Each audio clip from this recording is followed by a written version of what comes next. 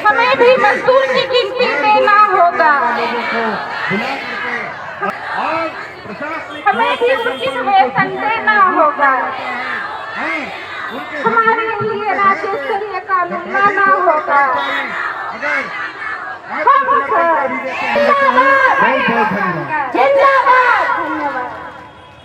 धन्यवाद। विकास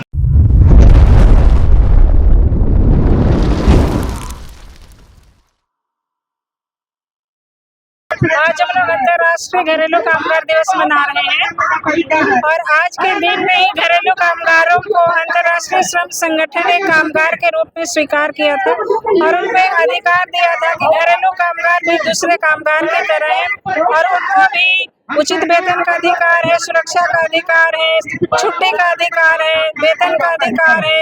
इस तरह की बातें उस अंतर्राष्ट्रीय श्रम संगठन सम्मेलन 189 में बात हुई थी और उसका आज 15वां वर्षगांठ हम लोग मना रहे हैं।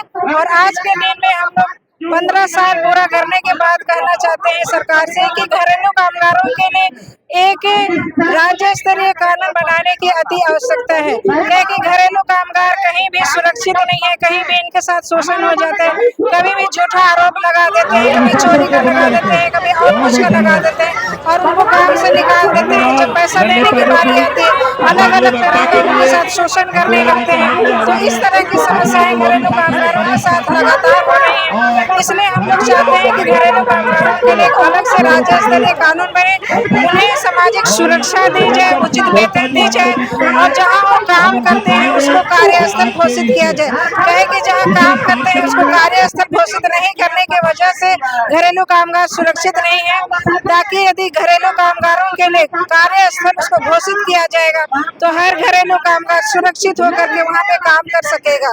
इसलिए हम लोग चाहते हैं कि घरेलू कामगारों के लिए अलग से ही कानून चाहिए, किसी भी तरह से दीजिए लेकिन हमको कानून अलग से दीजिए।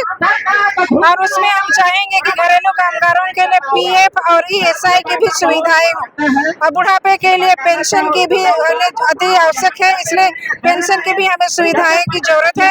और जो लोग शहर में काम कर रहे हैं उनके लिए आवास की व्यवस्था होनी चाहिए। आज के दिन जो बना था 16 जून को 2011 में कन्वेंशन, उस पे भारत सरकार ने हस्ताक्षर किए पर वो कानून नहीं बना। पिछले साल सुप्रीम कोर्ट ने भी बोला नहीं हुआ। मिलके अपनी मांगों को रखा कि उस कानून के अंदर क्या क्या होना चाहिए और वो सारा तैयार होने के बाद भी वो बिल पास नहीं हुआ।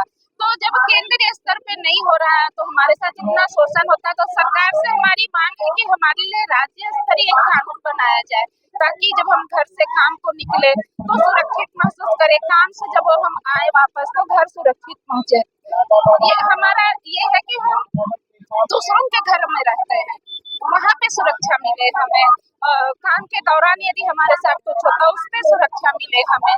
इसके लिए आज हमारे लिए तो बहुत खुशी का दिन है कि हमारे लिए कोई कानून सोचा गया, बनाया गया, पर यहाँ आज तक लागू नहीं हुआ। आज 15 साल हो गए और यहाँ आपके माध्यम से हम सरकार को अपनी बात बताना चाहते हैं, सरकार से अपनी मांग करते हैं, आपके माध्यम से आवाज पहुँचाते कि हमारे लिए भी कानून बनाए, ताकि हम भी सुरक्षित होके आराम से काम कर सके, क्योंकि जितने भी कामगार हैं उनमें सबसे ज्यादा तादाद घरेलू कामगार की है।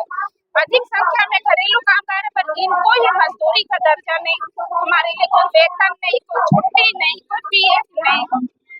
इस तरह से जैसे अभी मान लो कोई गर्भवती स्त्री है, वो जब जाती है उसके डिलीवरी के बाद वो काम तो नहीं जा पाएगी, कोई उसका मातृत्व नहीं है, प्लस जब वो 2-3 महीने बाद काम पे जाती है तो वहाँ किसी और को रख लिया जाता है, तो उस समय हमें काम की गारंटी मिले और मातृत्व लाभ मिले हमें भी।